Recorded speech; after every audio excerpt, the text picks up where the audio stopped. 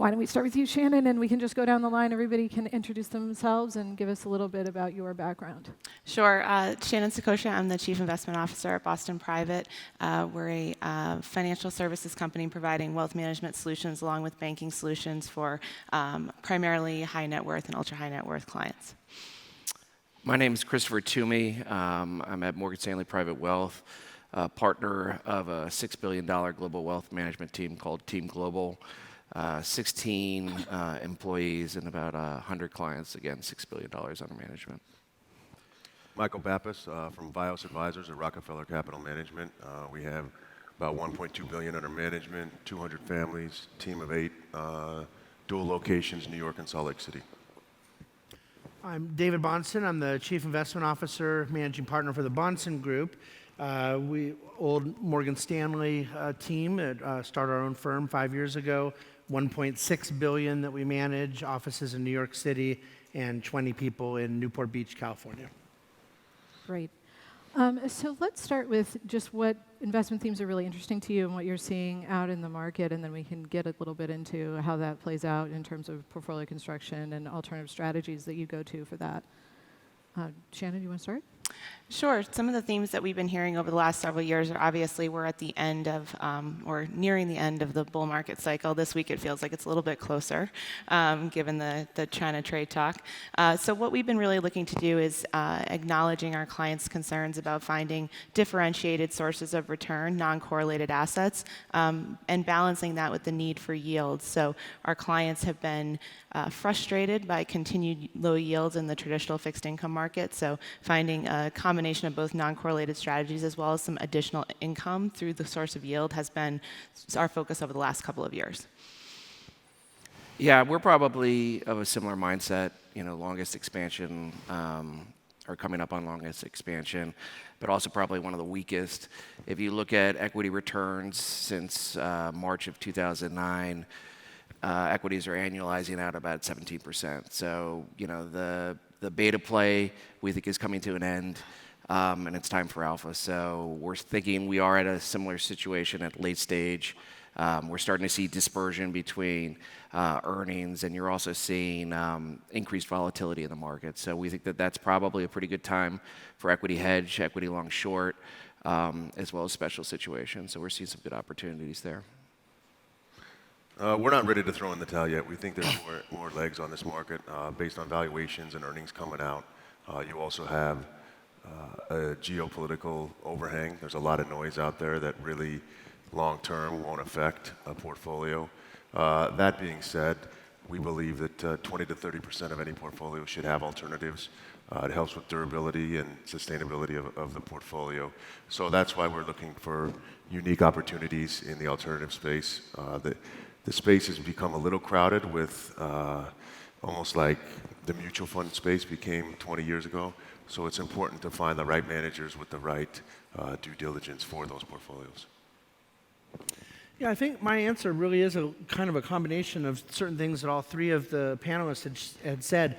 Our view in utilizing alternatives from a macro standpoint is not driven by a bearish view on markets or a timing call around the cycle. It is meant to be purposely pretty market agnostic, but again, similar to around what Michael was saying, I think just a de-risker in the portfolio and a volatility reduction tool, around 20% is generally our target. Depending on the liquidity profile of the client, will often go higher. But I think right now, from a macro standpoint, there is the sense, there's no doubt to what Chris said, that whether the market has another year to go, 3 years to go, or 5 minutes, the fact of the matter is that we believe that there are some absolute return vehicles available that have been mostly unappreciated since the recovery began, and we're quite certain in the decade ahead, heavy weighting alternatives is going to benefit our clients. Yeah, I mean, you outlined a series of strategies that are kind of run the gamut from credit to different ways of doing equities. It also seems to touch on a thing we were talking about before this panel about the misconception that you can get all the exposure that you need from the public markets and basic 60-40 strategies. None of what you touched on here really speaks to that kind of portfolio construction. So can you talk about how you look at that and how you work toward your investor targets for return from an absolute return basis? Yeah, I think that the 60-40 construct was largely designed in a period where the 10-year was paying something more than 2.3%. And so, if nothing else, just from a cash flow generation, I think a lot of overall allocations are somewhat antiquated. And the way in which we're constructing, it's not just the inclusion of alternatives and how we pro rata re-diversify the equities and bonds, but we also have to reallocate just around the tactical realities, the liquidity profile, as I mentioned before, and then that yield sensation is just very difficult right now. So we do have clients that might have similar risk profiles, and yet one may be 50-30-20, and one may be a 70, 15-15. And the reasons for the difference, even if there's similar risk profiles, is because of cash flow needs and liquidity needs and things like that that can totally alter how we have to allocate. But I think that the alternative world does provide us right now the ability to generate income in a differentiated way that was not necessarily the case when we first began allocating to hedge funds. And I think clients have a hard time right now during screaming up markets allocating to a portfolio with a forward volatility that's going to get you a 6 to 8% return. And so it's important that what we're doing with our clients is trying to give them the full picture of the durability of a 10 to 20 year cycle. And you used to not really have access to these boutique investments. Now there are vehicles that have been created. There are platforms where the uniqueness is available to the end client. That's part of the reason the 60-40 was there, because this wasn't available 15 years ago. I mean, it was, but it was only for the super large institutional clients. The end retail or high net worth client didn't have access to it. So with that, it's become a flooded space. So we really try to focus on the due diligence of the space and ensure that it's the right profile. And a lot of these managers aren't chasing returns. They're actually doing what they're saying they're doing. We've dedicated resources on our team strictly for that. Yeah, I'll reiterate some of the points David mentioned with regards to kind of expectations going forward. So I mentioned annualizing out at 17% for equities. Morgan Stanley's annual expectations for long-term equities is about 4.5%. For fixed income, it's about half that at 2.3%. So if you're an institution that's trying to get 7%, 7.5%, or you're just a wealthy individual that's used to making 5 or 6%, in our view, the opportunity set is not going to be there for the next 5 to 10 years. So you have to start thinking about alternatives, particularly with regards to the fact that you've got only $10 trillion worth of sovereign debt that's yielding negative right now.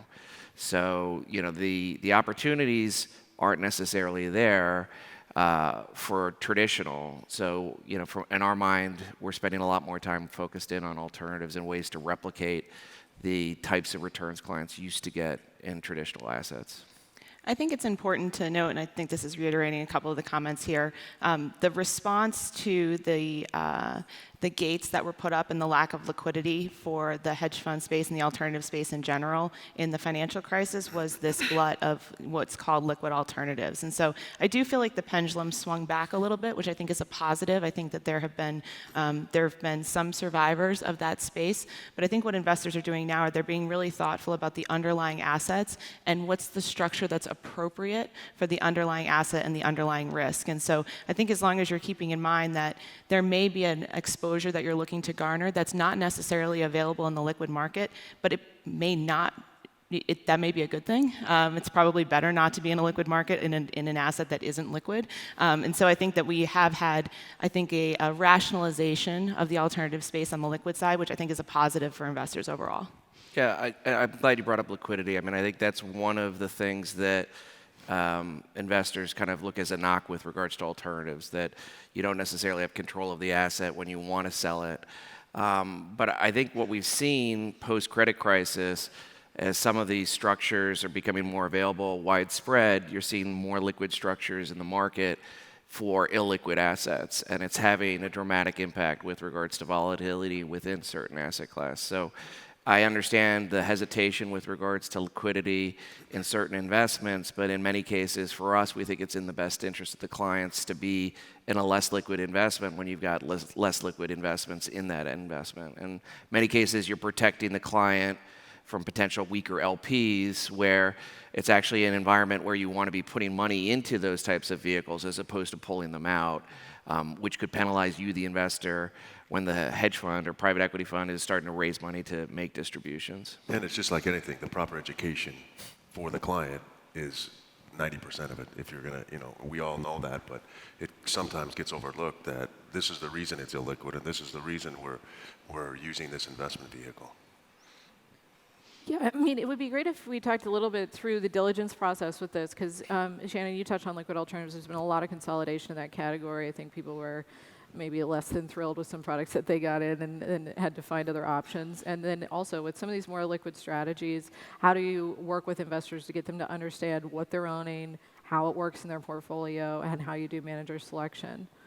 I can speak for our process. I think that we have developed a strategy whereby we create a carefully curated portfolio of what we think are a combination of market opportunity and manager opportunity. And so if you think about that in terms of what the clients are seeing, we don't have, an immense portfolio of alternatives that we're talking to them about all the time. What we're talking to them about is, this is how we feel about the macro environment, and these are managers we feel that are properly positioned over the course of whatever that appropriate liquidity time frame is for the underlying asset, that they can capture that opportunity. And so I do think it's very critical that when you're investing in alternatives, and really anything outside of what is comfortable for a client, so for a lot of clients that may just be US stocks and US bonds, that they understand the underlying risks and the why and the rationale why you're including it in their portfolio. Because if you think about it, and it relates to the conversations we all have about performance with our clients, if a client is unsure of why they're in something and what it is, those performance discussions are going to be even more difficult as you go on. So I do think it's really critical that obviously manager due diligence is incredibly important, but making sure that the clients understand why you've selected a manager, an asset class, a theme, I think is even more critical. For us, the due diligence starts within our team. We also rely on numerous third-party vendors, including the manager. It's important for us to build a relationship with not only the person on the sales side, but the person managing the money. And that's why we try to look for more boutique, unique investment strategies. And on our platform at Rockefeller, we have access to that, given the family office being right next to the wealth management space. So, but it starts within the team. We have dedicated resources in our group that begin the process, and then we always try to, spend at least a year looking at the manager, seeing how the process works, seeing what the coverage is, seeing what the portfolio manager turnover is, just like anything. But that education process for the client resonates if they see that you have all these steps in place to limit some of their risks. Our due diligence process is very similar to what Michael was describing, in the sense that it starts inside and it's pretty exhaustive, and we also will not allocate capital to any manager, alternative or traditional space, without a personal relationship with the portfolio side of the outfit. And so I have to be able to sit in front of the manager and understand exactly who we're allocating client capital to.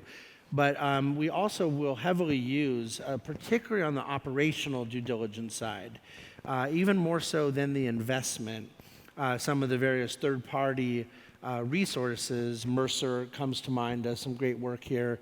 And a lot of the, particularly for the RIA space that we're in, there's some great platform capability to provide some of this due diligence. One of the things that we have had to really fine-tune and frankly improve upon is, I think, early on in our allocation of capital to the alternative world, we were focused on how that investment would fit within the traditional parts of their portfolio, what those correlations looked like, risk and reward with their stocks and bonds. But we now are very focused on how their alternatives correlate with one another, and we think that we've created much better zigs and zags inside of a portfolio, in private equity and real estate, in relative value, and a lot of the different strategies that we're now allocating to. And for a long period of time, I think we were creating hedge fund beta that itself was problematic, and multiple strategies that were crowded. And I think that diversifying that more effectively was a byproduct of that due diligence that we do.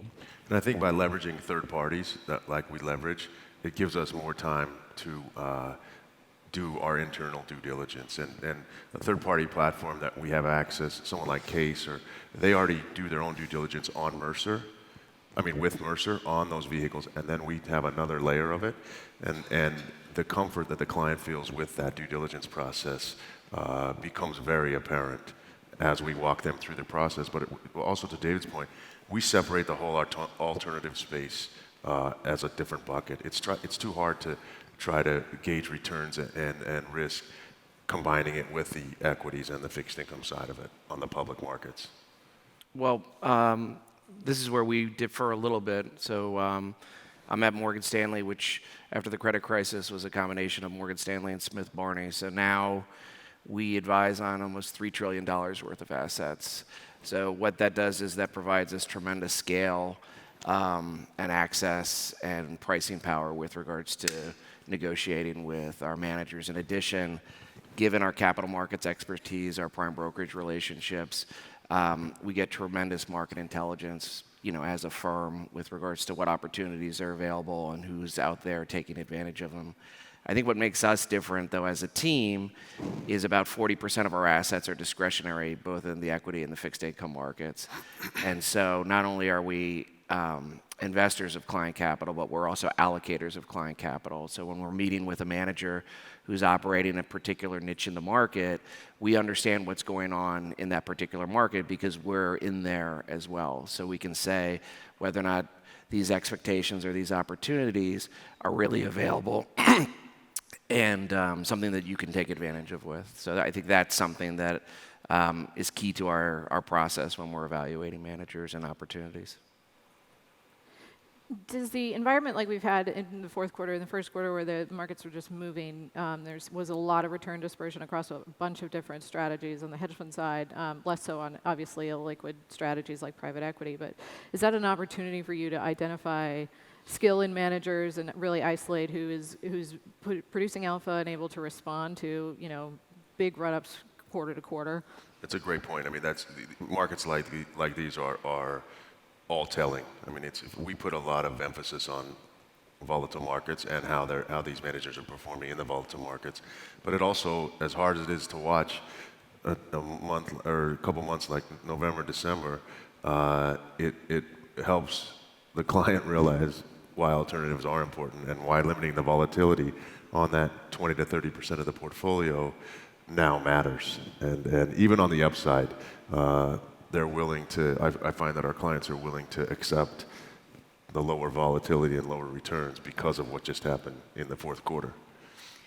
I think that traditional wealth managers tend to paint volatility as entirely negative, and there are risks or opportunities created out of some risk as well. So I think it's very important for clients to understand that volatility is going to normalize faster than they perhaps are ready to accept that.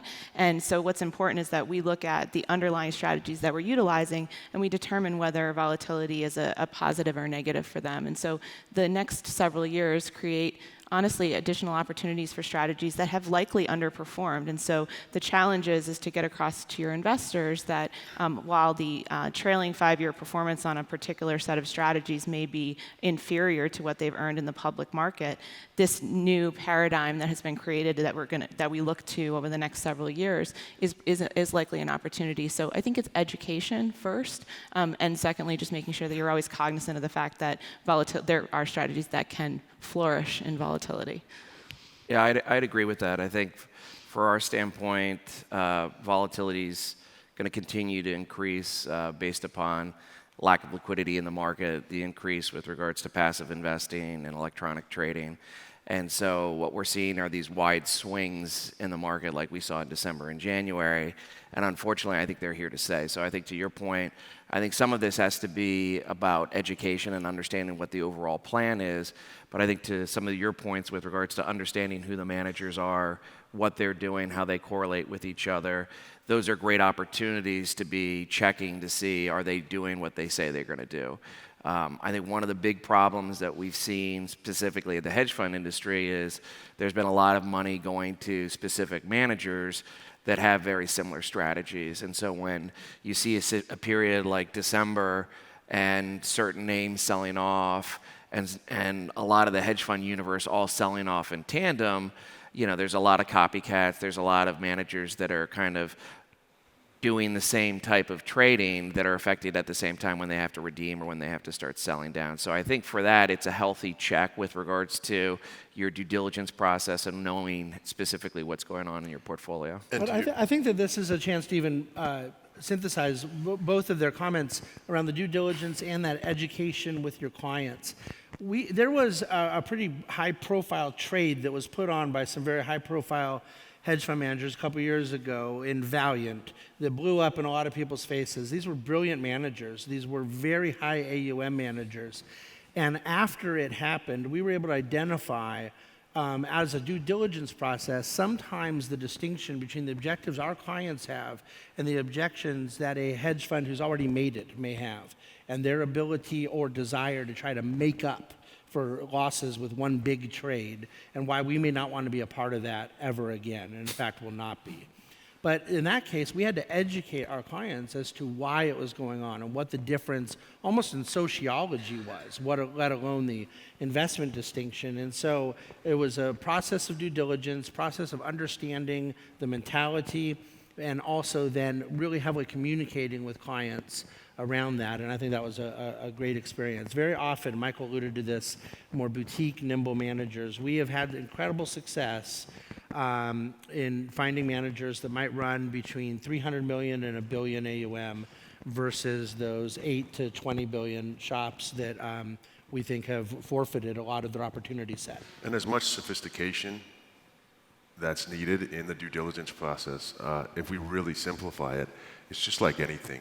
Even in the wealth management space, you have your top wealth managers. In the long-only space, you have your top long-only managers. And to make it super simple, you can tell when you're sitting across the table from somebody if they're chasing returns with one big trade or if they're not, if you're doing the right due diligence. So while it's an important, sophisticated, lengthy due diligence process, we also try to simplify it in a way that with the personal relationship and the boutique size of the managers. Yeah, I'm curious to maybe get a little bit more from you. You mentioned the Valiant trade. That was a very high value, concentrated position, sort of a classic hedge fund bet where you're going all in on one name. How do you separate that, though, between the crowding that we see in the FANG stocks, where you've got all sorts of strategies in those four or five names, and if you're looking at funds, that's going to be their top 5 holdings, fund to fund, and the crowded trade behavior plays out in those names as well. There's a really important distinction, though, on the Valiant side. I'm not criticizing Ackman, Paulson, and Loeb for being in on Valiant. I'm criticizing them for tripling down on Valiant. Sure. That's where they really blew up some capital, was in the second and third tier of it. But I now have come to realize that their going back in on the trade was a byproduct of where they are in their lives. It was the easiest way to try to recapture a big loss quickly. But for our clients in a different net worth profile, that would not be the best way to go about trying to regain what had gone against you. I think that in the FANG situation, a lot of the long-only managers that are probably over-allocated in that space, we don't allocate there at all. To us, FANG is the least attractive opportunity set for alpha in our traditional investment world. But the managers that are over-allocated there, they're not doubling down on a bad trade. It's been nothing but up, more or less, for several years. And I think that there's different mistakes that long-only guys and an alternative manager can make, but they both are susceptible to mistakes. The question is, how do they go about a repair process? The repair process that these extremely talented managers went about doing with Valiant left a lot to be desired. And to your point, chasing returns always ends badly. Yeah. And you can tell, through the due diligence process, the managers, you can tell that that may be happening. Yeah. I think it's important to acknowledge that there's a second derivative to things like concentration, right? So if you look at, the top 10 stocks in any, whether it's a long-only portfolio or a long-short equity portfolio, or really any strategy that you're looking at, it's thinking about it in terms of, just because there's a high weighting in the technology sector, there may be underlying forces that can dramatically change a company's prospects depending on what risks in the economy that they're exposed to. So I think looking across your whole portfolio and saying, okay, well, I'm underweight the FANG stocks or I'm underweight the technology sector, but you may have other companies that, similar to what we saw in the financial crisis, that have meaningful exposure to the technology sector that is going undefined within your process. So I think it's important to look at things like the top 10 of a particular strategy, but I think you need to go to that second level to really understand what the underlying potential risks in your portfolio are. No, I agree with that point. I think it's always important to understand where a manager is particularly concentrated with regards to sector and names, but also in particular what he's avoiding. And that's just as equally important as the names that you own as the names that you're avoiding, and whether or not that flows specifically within his philosophy. As Michael was saying before, what you can see is with some of the lesser known managers or lesser quality managers, they start to underperform, and then they start to buy the things that aren't necessarily within their philosophy because they know they're doing, that's what everybody else is doing. And that for us is a real key with regards to avoiding. Mm-hmm. Style drift absolutely is crucial to the due diligence process. Not having the style drift and making sure that it's not there. What's your sort of window for identifying what actually constitutes style drift and what is just an opportunistic trade that you might want to have for a couple of quarters? For us, Go ahead, Michael. For us, it's a very short window. You can tell pretty quickly if and again, this may be a little redundant, but I think it's hits home in a very important fashion. The relationship with the portfolio management team is set. You eliminate 70% of that question if you have that relationship, and if you are meeting, if you can call, and if you are monitoring what the trades are and what the philosophy is, it appears very quickly. I actually think that for us, one of the biggest red flags is often not found in 13F filings or in starting to see a sort of allocation composition that's different than what their bread and butter had historically been. It's in their own writings, in their commentary, when they philosophically seem to be altering what we know them to be great at. They generally have an incredible transparency about how all of a sudden they're following a new thought or a new strand, and that is a big red flag. I'm very much on board with the idea that we want people who are real specialists in the space they do well in, and I think that you'll find most of the real catastrophic things in the alternative space have taken place when someone who was really good at A decided to try to do F. And how they act in difficult times. I mean, look, managers aren't always going to be up. They aren't always going to be performing positively. What's their reaction and what's their philosophy in during difficult times, during underperformance? That's a very key component to style drift, to chasing returns and making sure that doesn't happen. Yeah, I mean, I think one of the knocks on alternative investments has typically been transparency and the opaqueness with regards to what's going on in the portfolio and getting reports quarterly or semi-annually or annually.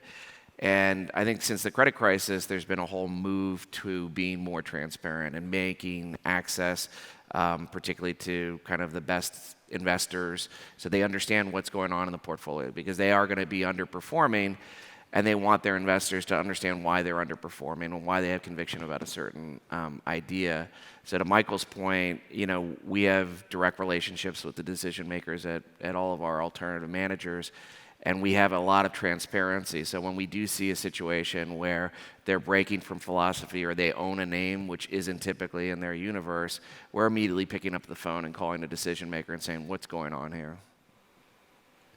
We touched on a lot of different portfolio construction issues that are sort of tactical in nature. I'm curious about where alternatives play a role in some of the more traditional, maybe wealth management strategies like income generating for the portfolio for investors, or how do alternatives play a role in that?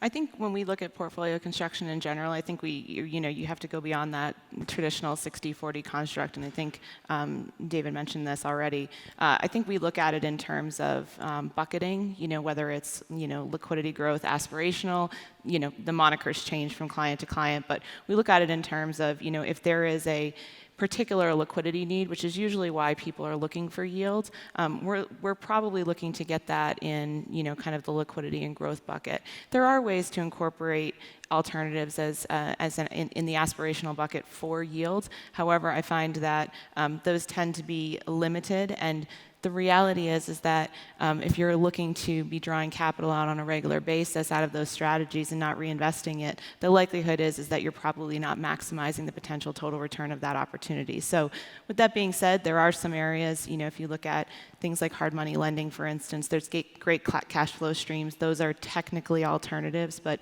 we really view those as, just part of the overall debt markets. I think you just need to bifurcate, what you view as an actual alternative and what you view as something that's maybe a part of the way that a traditional wealth manager would express something like fixed income, but really the underlying risks and forces that drive the return are the same.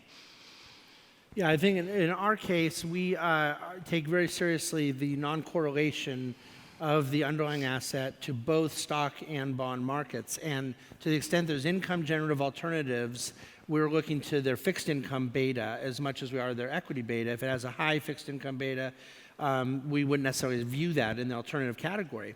Where we're generating income right now for income-oriented clients in what we're still considering alternative is often in direct lending and in middle markets. We do view that as having enough non-correlation to stocks and bonds. It fits in that bucket.